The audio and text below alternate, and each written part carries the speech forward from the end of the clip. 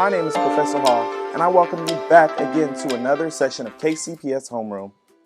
Today, we are going to talk about the main idea and details of a story.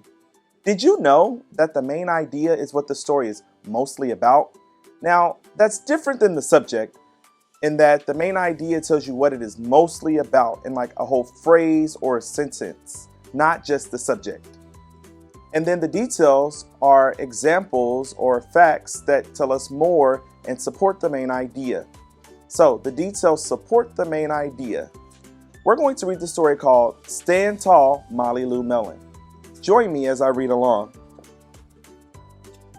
Molly Lou Mellon stood just taller than her dog and was the shortest girl in the first grade. She didn't mind. Her grandma had told her, "Walk as proudly as you can, and the world will look up to you." So she did. Molly Lou Mellon had buck teeth that stuck out so far she could stack pennies on them. She didn't mind. Her grandma had told her, "Smile big and the world will smile right alongside you." Can you see her smiling in the mirror? She's pretty excited. So she did. Molly Lou Mellon had a voice that sounded like a bullfrog being squeezed by a boa constrictor. She didn't mind. Her grandma had told her, "Sing out clear and strong, and the world will cry tears of joy." She's singing. But can you see that frog? His expression doesn't look very happy. What word do you think describes the expression on the frog's face? I would say concerned.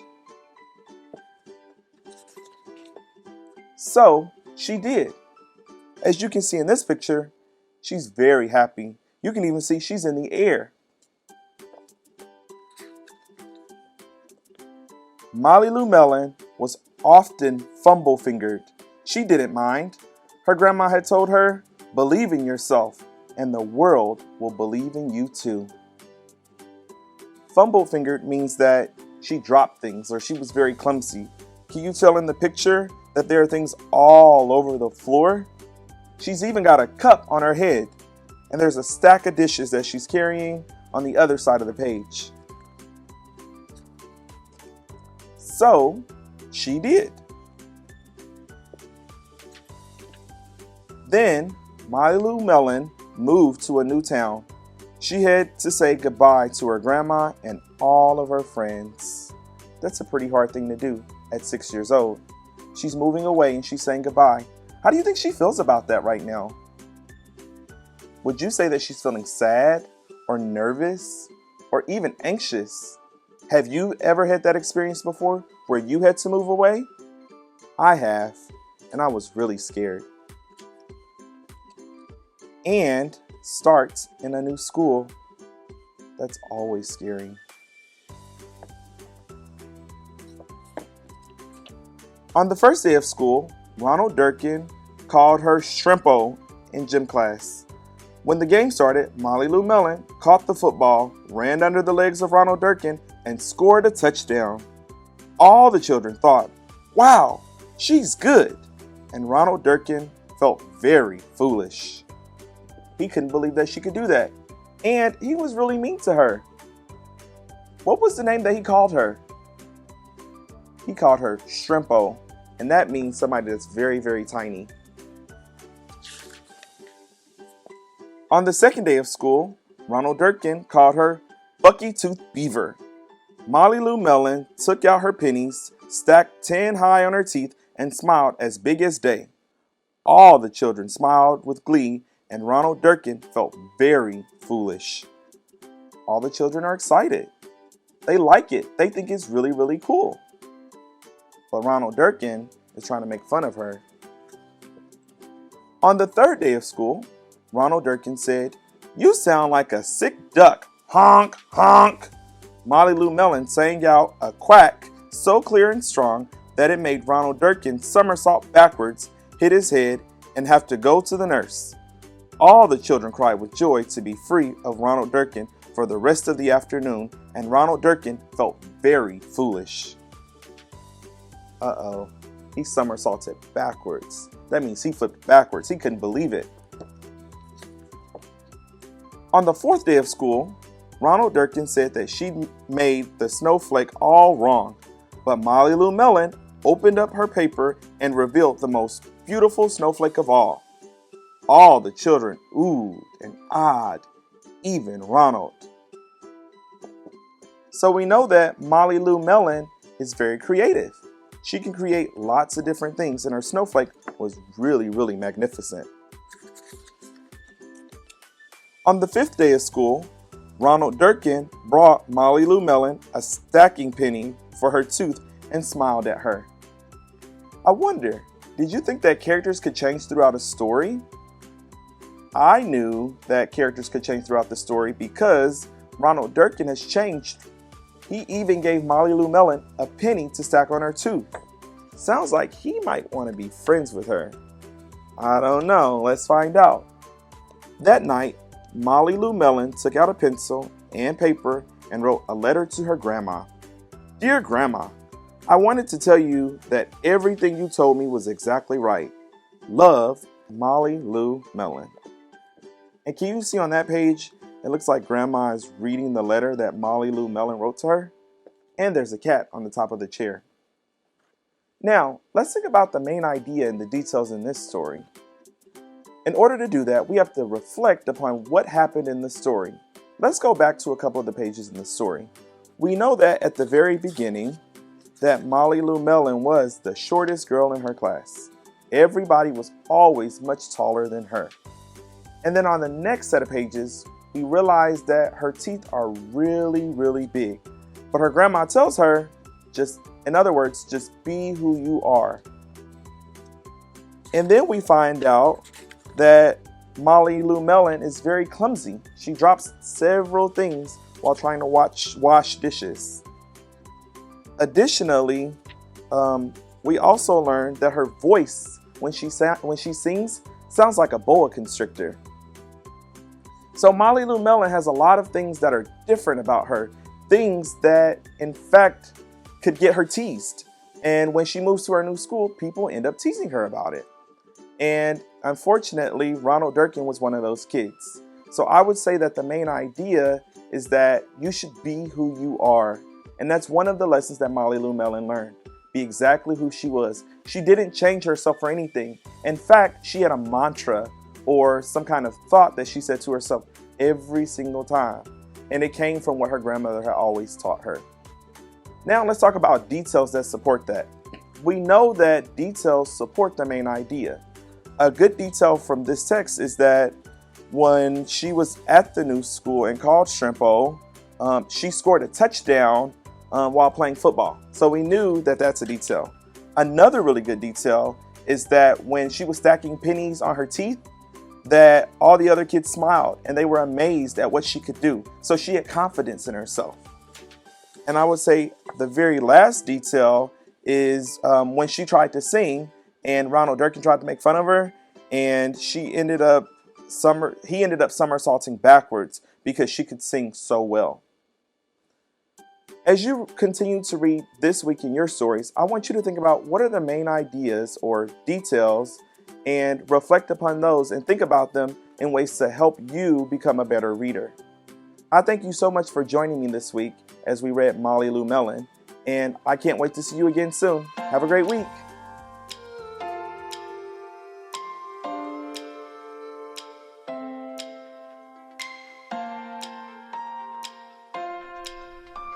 Hello, my name is Mrs. Overish, and this is Math Mania for first and second graders. I'm so happy you're here today. Let's learn something new in math. Today we're going to be talking about adding 3-digit numbers that need regrouping. Ooh. But we're going to be using a place value chart. So all you need today is a piece of paper and a pencil. Let's go ahead and get started with our I can't statement. Our I can't statement says, I can add 3-digit numbers with grouping by using a place value chart. So this sounds very similar to what we talked about last week, where we know that word add means to put together or to combine or to join. So I'm going to say put together or join. And 3-digit numbers we know is a number with 3 digits. And with regrouping. I know we talked about regrouping when we were adding 2-digit numbers. Do we think it means the same thing? Yeah, it definitely does. When we regroup something, we're really just moving it in and out of different places. So it's exactly what it sounds like. I'm putting it in a new group. So when we do this with math, we're moving them from place value to place value. So regrouping is really just to move or reorganize into a different place value. So I'm just going to put reorganize.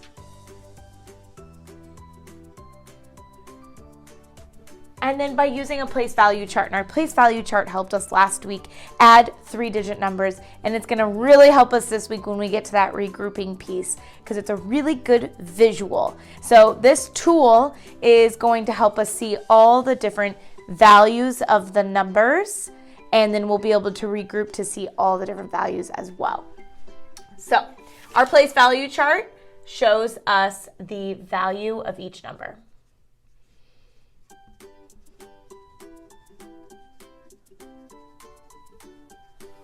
Okie dokie, let's get started. Our first one that we see is 461 plus 256. Now that we're adding this regrouping step, all we really have to do is add just one more step. Does anybody remember the first step when using a place value chart and adding? Yeah, all we have to do is put our numbers in base 10 form or put them into the chart. So let's go ahead and put that number 461 into the hundreds, tens, and ones place.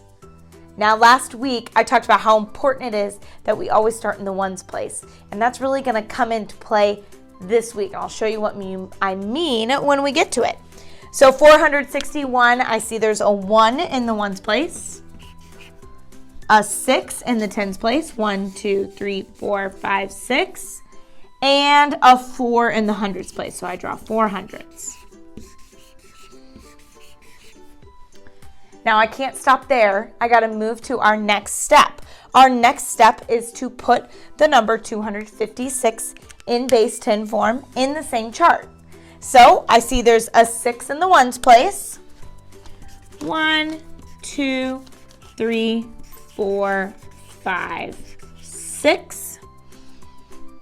A 5 in the tens place, 1, 2, 3, 4, 5, and a 2 in the hundreds place, 1, 2. Now we get to count it up. It's basically the same steps as last week, but there's going to be something a little different about halfway through our counting up. So let's look. So we start in our ones place. We always want to start in the ones place. So I count them up. 1, 2, 3, 4, 5, 6, 7. Okay, so I go ahead and put my 7. Everything seems normal. Everything seems good. Let's count up our tens. We have 1, 2, 3, 4, 5, 6, 7, 8, 9, 10, 11. 11 is definitely a number that's bigger or has 2 digits. I can't just put the number 11 in the tens place, because when I come to write my problem down, that wouldn't make any sense for me to write the 11 there. I have to make this number a number that only has ones. So I have to essentially remove the tens place of the number 11. And I do that by taking away 10 tens. And when I take away my 10 tens, it becomes one group of 100. Because if I were to count 10 tens, I'd get to 100. 10, 20, 30, 40, 50, 60, 70, 80, 90, 100. I can't just move 5 over, because then that's only 50. And 50 is not the same as one group of 100. I can't just move over 1, because that's how many I have too many, because then that would just be 10. And 10 just can't fit into my hundreds column. So I take a full group of 10. So I can make one full 100. So I'm going to circle 10 of my tens. 10 tens. And I'm going to circle 10 of them. And I'm going to draw an arrow and bring them on over to my hundreds place. They now become one group of 100 because 10 tens is 100. Now I come back to my tens column, and how many do I have left? I have 1 left. So now I have 1 in my tens column. Now it's done. And I can move on to my hundreds column. 1, 2, 3, 4, 5, 6, 7. I had 6. I had to bring 1 over, so now that makes it 7. Now I have my answer, 717. All right. So that's why it's so important that we start in that ones column. Because if we were to start here, I would have counted these up and I would have said, oh, there's 6. And then I would have gotten here and I've been like, oh no. Now I have to go back and fix that because that's no longer 6, it's now 7. So we always want to start in our ones column. Let's go ahead and try one together. You're going to need a piece of paper and a pencil, and we're going to write the problem and make our own hundreds, tens, and ones chart at home so you can follow along. Okay, now that you have your piece of paper ready to go, I want you to write the problem 678 plus 215. Make sure we have it all lined up neat and nice. Our numbers are facing the right direction so that we're ready to go. When you're finished copying the problem, I want you to draw your own hundreds, tens, and ones.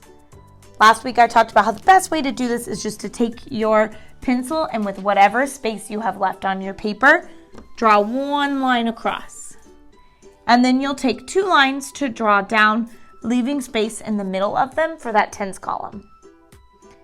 We want to label our chart by putting an H for the hundreds place, a T for the tens place, and an O for the ones place. Seems like we're ready to go. Let's go ahead and put the number 678 in our chart.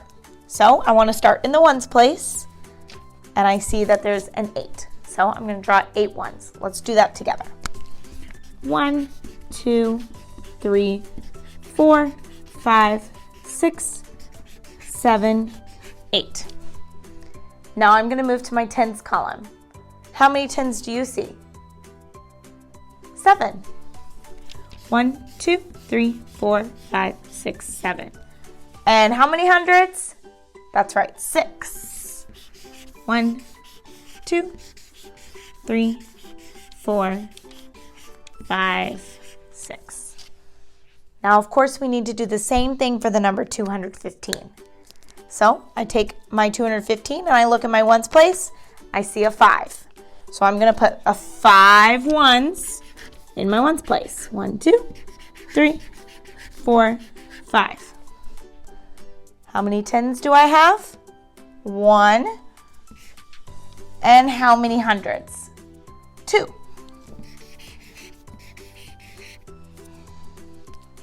Now we get to count everything up. Which column should we start in? The hundreds, tens, or ones? I hope everyone's yelling ones place, ones place. Always start in the ones place. So we come to our ones place and let's count everything up.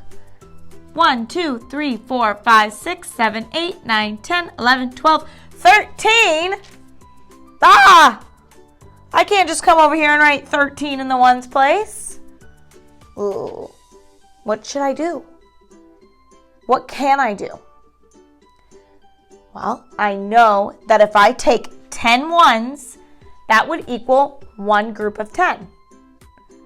So if I take 10 ones away, would I have a number that I would be able to put into this spot?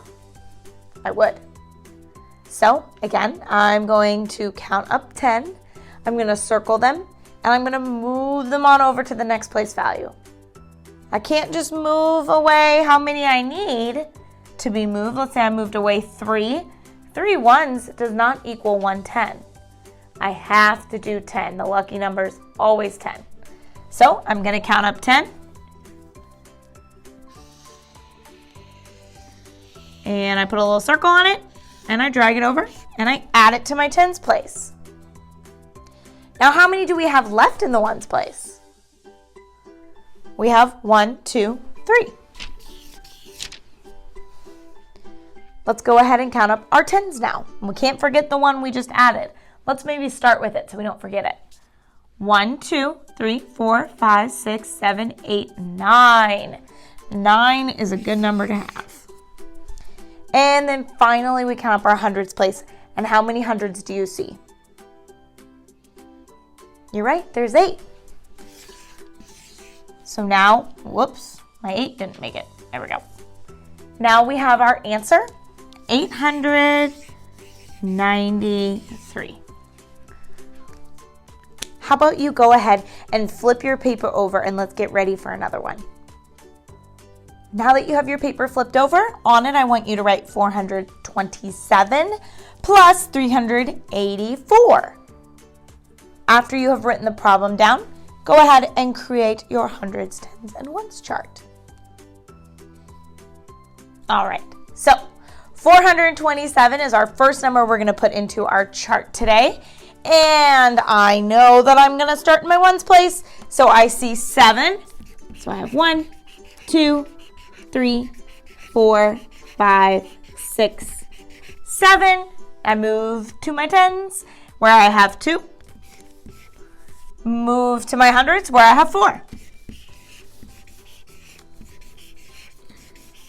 And we're going to do the same thing with our number 384. So again, I start in my ones column, and how many ones do we have? That's right, we have 4. Move to my tens column where I have how many? 8. 1, 2, 3, 4, 5, 6, 7, 8. And lastly, go to my hundreds column where I have how many? 3. Okie dokie. Now let's count it up. So I start with my tens column. No. Should I start with my hundreds column? No. What column do I start with? The ones place. You gotta start with the ones place. Let's count them up. 1, 2, 3, 4, 5, 6, 7, 8, 9, 10, 11. Not 11 again. Ugh. I know that it can't be 11. I know that that's not right. So what do? I need to regroup. So I need to regroup my ones into one group of 10. How many ones do I need to make one group of 10? 10 ones. So I take 10 ones and I make it into one group of 10. With how many left over? Just 1. Now I can count up my tens. I have 1, 2, 3, 4, 5, 6, 7, 8, 9, 10, 11. Not again. I have 11 again. I had 10, but then I had this one come on over. Just all uninvited and stuff. So, but thankfully we know exactly what to do, right?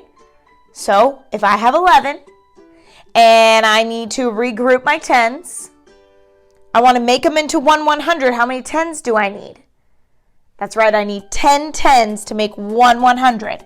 So I bring around 10 tens and I make one 100. How many do I have left? Just 1. And I count up my hundreds. I hope I don't have 11. 1, 2, 3, 4, 5, 6, 7, 8. Yay. So I have 8. So now I have 811. So 427 plus 384 equals 811. Now, it would not be Math Mania without a challenge question. So get ready. Get a new piece of paper if you need it, or find space on the paper you already have. Our challenge question is a word problem, and it probably has my dog Rosie in it. So as you're listening to this problem, think about the numbers that you're going to need to add together. Here's the problem. Mrs. Overish took Rosie to the dog park. She loves the dog park. We saw 524 dogs by the lake. It was total mayhem. So 524 dogs were by the lake. We then saw 349 dogs by the rocks. How many dogs did Rosie and I see? Way too many for the park. So by the lake, we saw 524. Then we saw 349 by the rocks. How many dogs did we see? Step 1, let's stack it up and set it up. So we have 524 by the lake plus 429 by the rocks. Next, you want to draw your hundreds, tens, and ones chart. Don't forget to put both numbers in expanded form. You're going to have to regroup. You can do this. All right, good luck. I can't wait to hear about all the dogs that Rosie and I saw. That's all I have for you today. Thank you so much for coming. My name is Mrs. Overish, and this is Math Mania. I'll see you next time.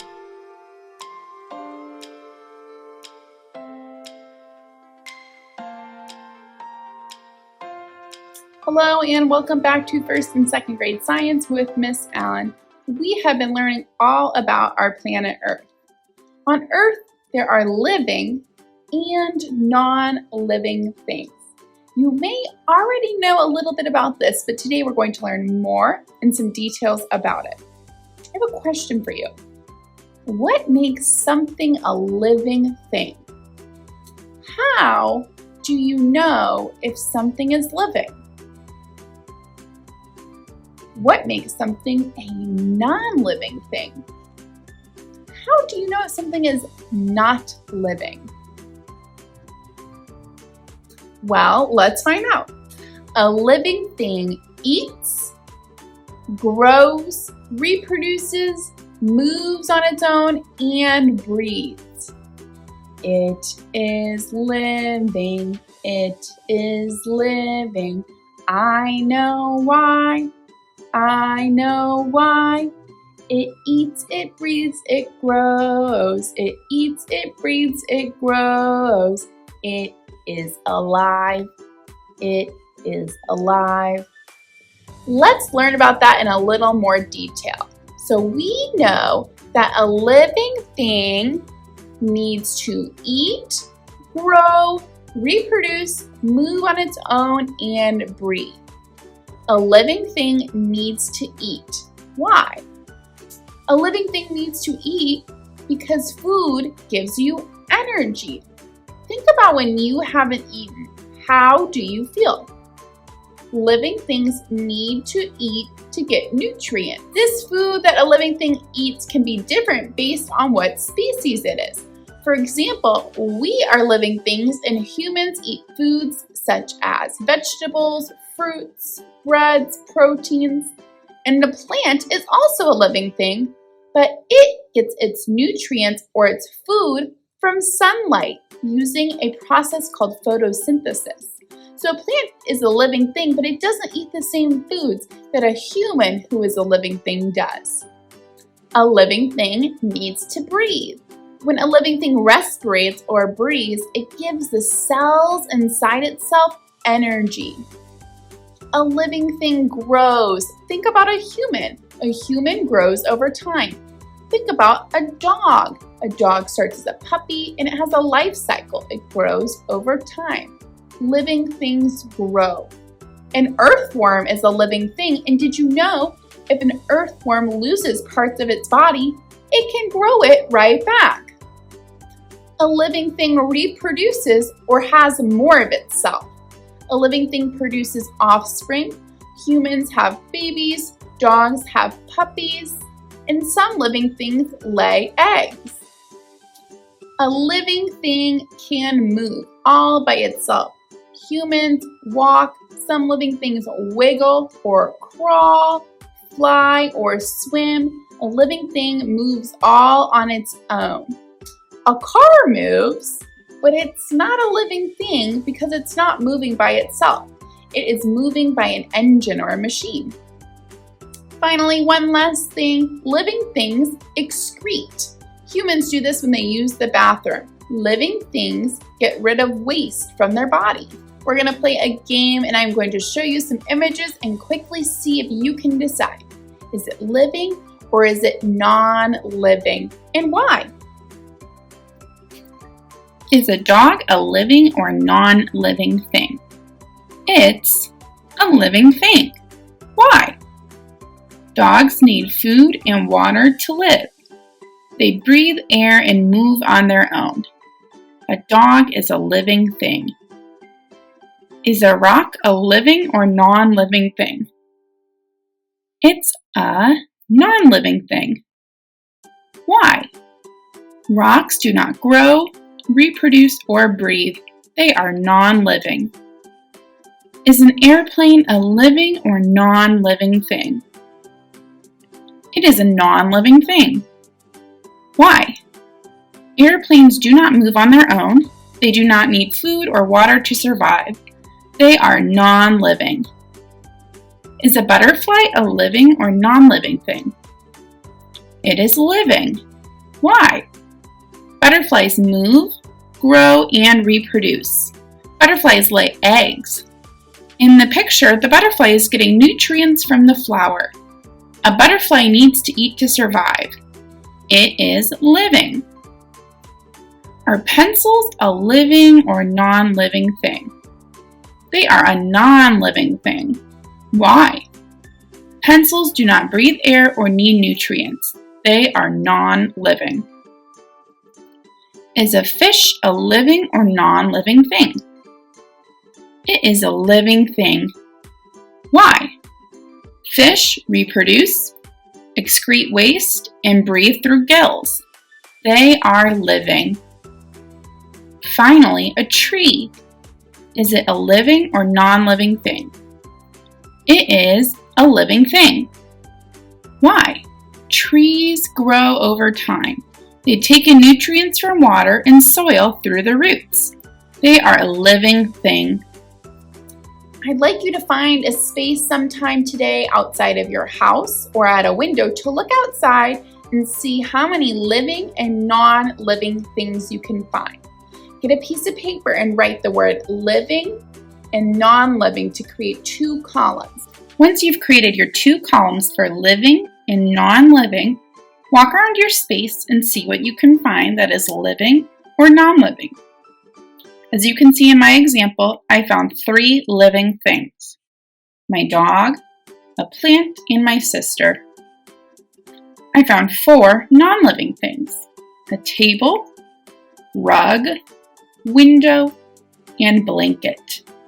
Another option you have is to use tally marks to find how many living and how many non-living things you can find in the environment around you. Do you find more living things or more non-living things?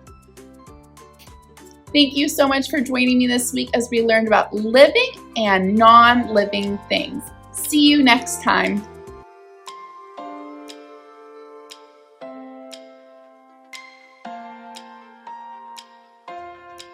欢迎学汉语 This is Miss Yang, and this is the Chinese lesson for grade 1 and grade 2 student. Today, we are going to go over the 4 Chinese tongues.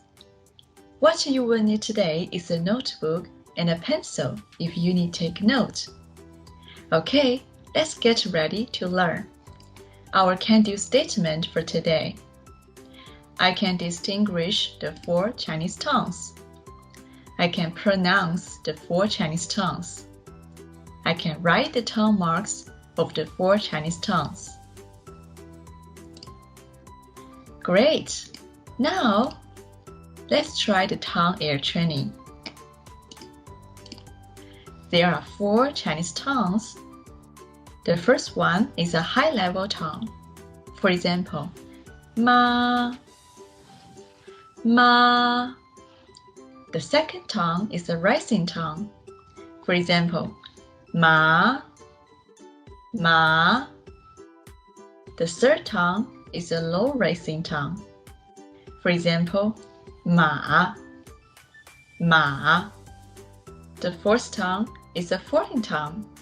For example, ma, ma. There are 4 Chinese tongues.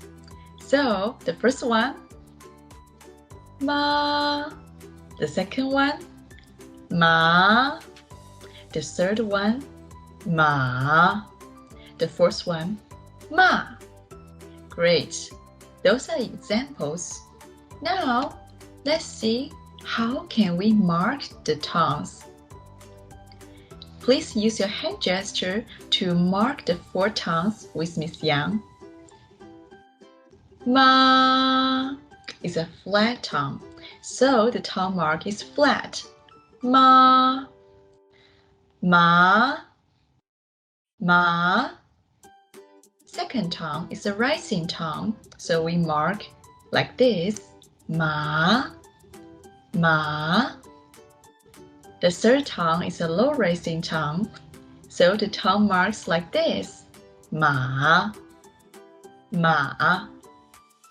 The fourth tongue is a falling tongue, so we will mark as this.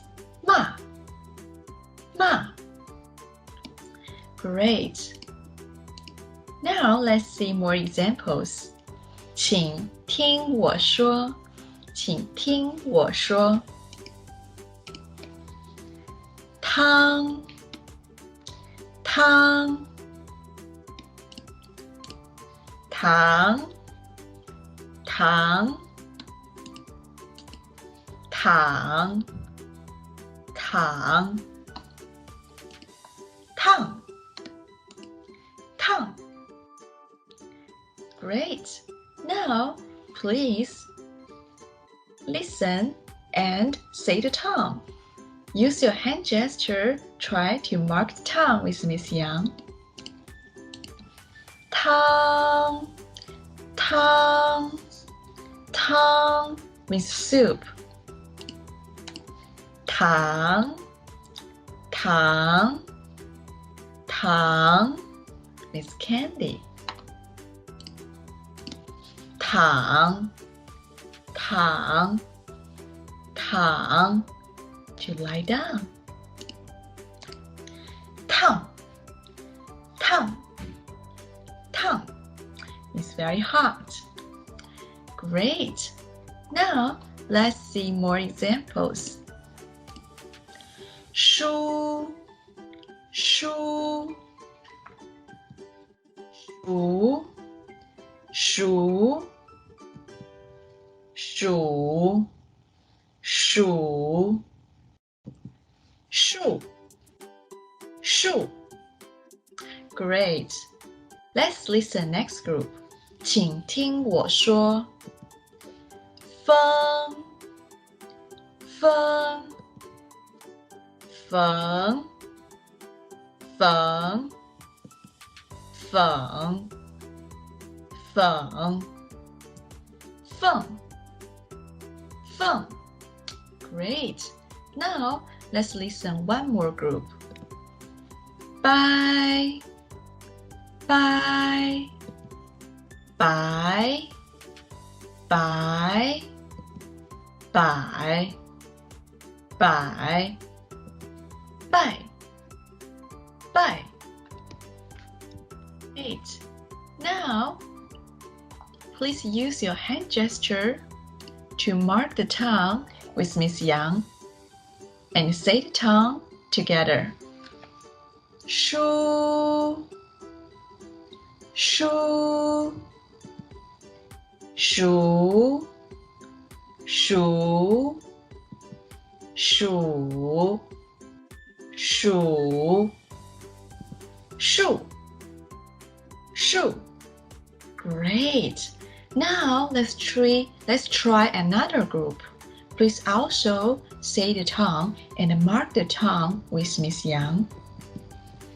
Feng, feng, feng, feng, feng, feng, feng, feng. Great. Let's try one more. Use your hand gesture and say the tongue with Yang 老师.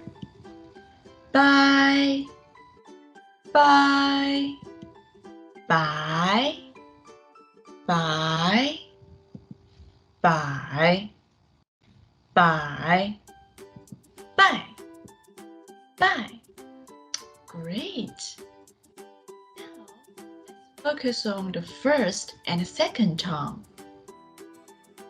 The first tongue, 请听我说.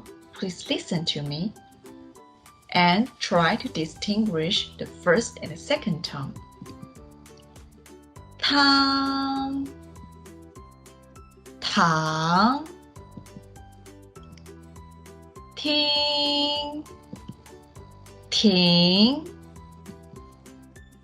猫毛穿船拍牌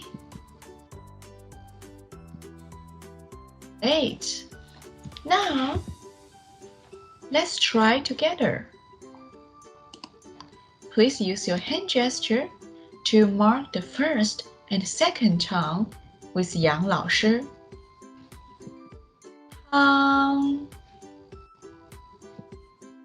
糖听停猫毛穿船 Great. Now this time 拍牌 Great. Now what's tongue? Please use your hand to show which tongue this is. 糖糖糖 is the second tongue. Great. Let's try that next one. 猫猫猫 is first tongue, flat and high. 猫 Let's try one more. 停停停 is second tongue, going up. 停 Let's try this one. 穿穿穿 First tongue, high and flat. 穿 穿 means to wear clothes. 穿 Great. Now, let's try to say the tongue we just practiced. Use your hand gesture to say with Yang 老师。糖糖猫猫停停穿穿 Excellent 非常好 Assignments for this week. Practice saying and marking the 4 Chinese tongues we have just learned with your parent. There are 4 Chinese tongues, and the tongue marks, please take note in your notebook. And for examples here, 书数数数 Great.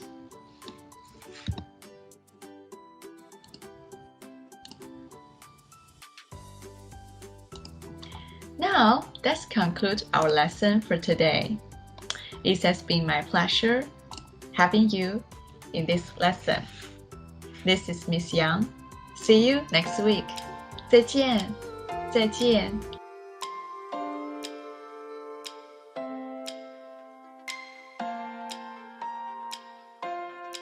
OTEP Scholars, I'm Professor Horton, and once again, this is STEM for 2nd grade.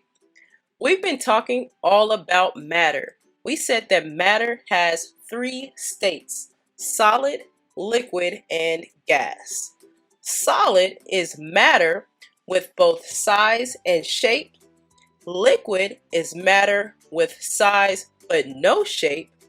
And gas is matter with no size and no shape. Today, we're going to take a closer look at the transformation of matter from a liquid to a gas when we make clouds in a jar. So join me in the lab for today's experiment.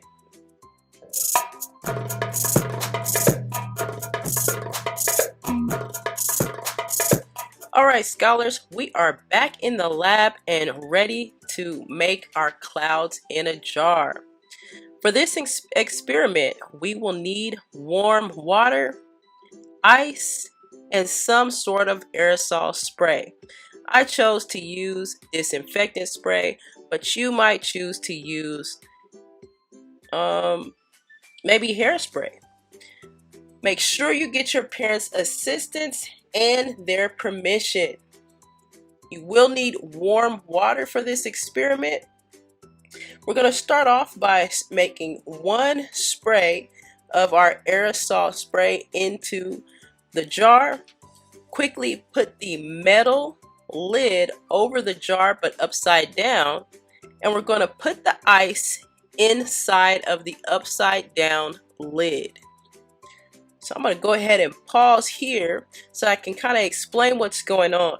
So clouds form when water vapor cools. So in this experiment, at the bottom we have warm water, which would be similar to the water that's on the earth. The water then evaporates and it turns into gas.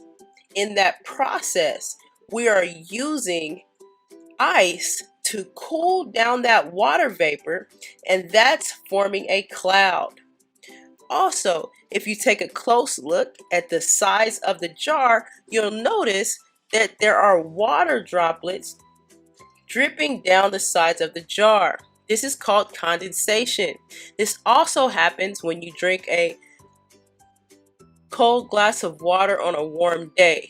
You'll notice that along the sides of the glass, you'll start to see condensation. All right, so let's go ahead and continue to walk through this experiment. As you take a close look between the water and the lid, you'll notice that the clouds are beginning to form. You might even see them spinning in your experiment. You can still see the water drops falling from the top of the lid. This is like rain coming down from the clouds. I'm just going to turn it a little bit to see if we can get a closer view.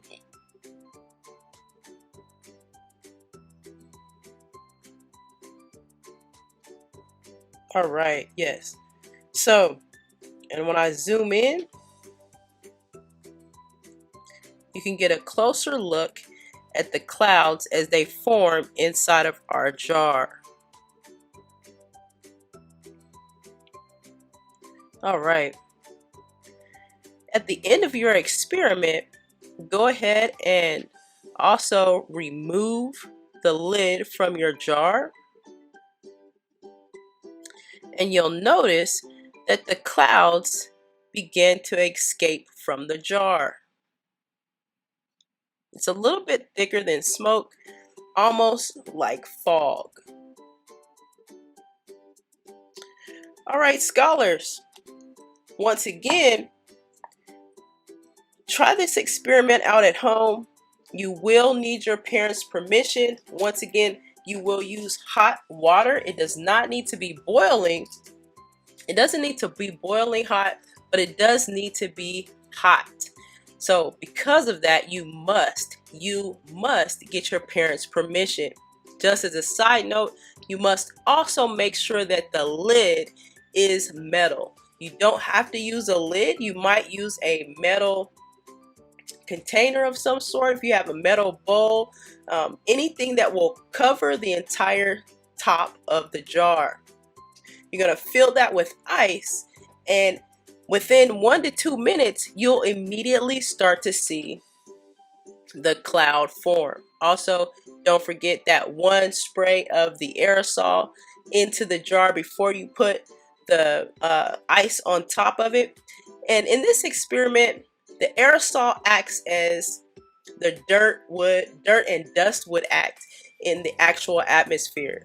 So that cool water vapor actually has to have something to grab onto, and that's how we see the clouds form. So we need something to give the water vapor something to kind of grab onto, and that's why we use the aerosol. All right, scholars, as usual, document every step of this process in your launch log. That's all I got for you. Have a great day.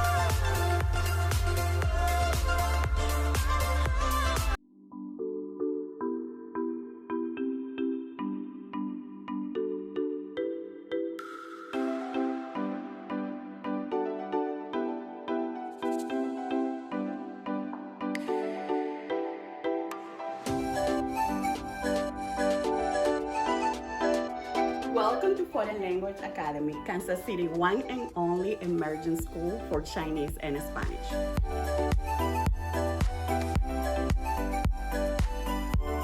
We are so happy to have you visit FLA. I'm Dr. Joel Ramsdale, the principal of Foreign Language Academy. We are the region's only international baccalaureate school that is authorized as a primary years program, as well as being in candidacy for a middle years program. We look forward to sharing more about our school with you.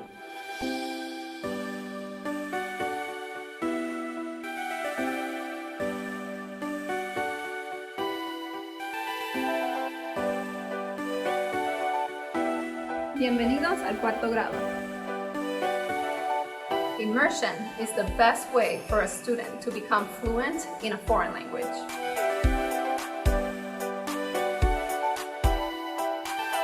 At FLA, we have a strong sense of community. Our parent-teacher organization meets monthly and organizes different events and activities such as Arts Night, where students can showcase their artwork and also enjoy live performances by students.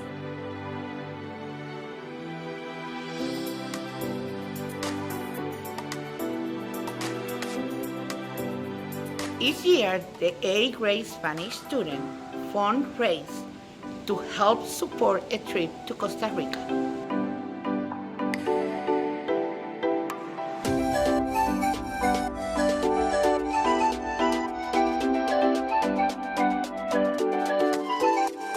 Children at FLA have an advantage, learning English as well as a foreign language. This will prepare them for not only being in the classroom, but beyond.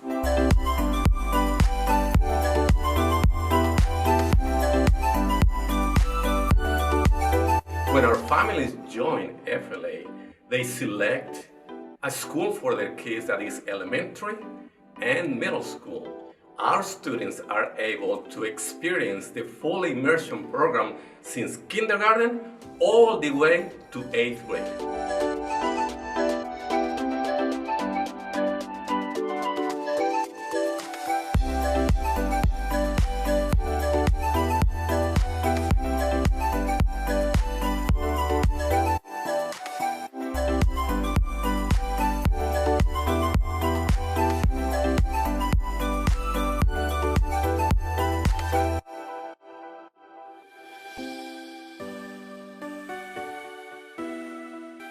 Thank you for joining us on this virtual tour. We appreciate it. If you would like to learn more about Foreign Language Academy or schedule a personal tour, please call our school phone number, which is 816-418-6000. We look forward to sharing all of the great things that we're doing here at the Foreign Language Academy with you.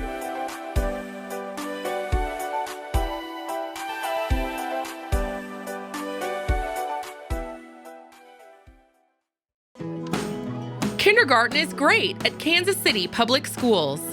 I know they have really good teachers. I know this is a great school. They teach them stuff that I thought my kids would never be able to know at the age of 5. Since deciding to send our kiddos to a neighborhood school, we've become even more of a part of our community. Now is the time to enroll your future kindergartner for the new school year. Visit enrollkc.org today. I chose manual because it's challenging and fun, and it can help me with college. I chose manual because I wanted to get a jump start in my career with culinary arts. I chose manual to acquire skills I'd use in real life. I chose manual because I want to be an ER doctor, and being an EMT is my first step. Kickstart your future today at Manual Career and Technical Center. Manual is open for all 11th and 12th grade students in both Kansas and Missouri. Learn more today at enrollkc.org/manual or call 816-418-5200. The desire to create lives within each of us. From Grammy-winning producers and musicians, to NBA stars, to Navy admirals and Medal of Honor recipients, to internationally renowned artists, and beloved local muralists, Paseo graduates have been creating their own success, their own history, their own legacy since 1926. Now it's your time. Create your future at Paseo Academy of Fine and Performing Arts. Learn more at enrollkc.org/Paseo. I love Southeast because of the culture, the band program, and restorative justice. I love Southeast because of the academics, sports, and students. I love Southeast because of the people, the energy, and the advanced classes. It's not alike. I love Southeast because the students here at Southeast are full of potential and they believe in achieving anything. We are Southeast. Southeast. We stand shoulder to shoulder. Join the Southeast family. Enroll today.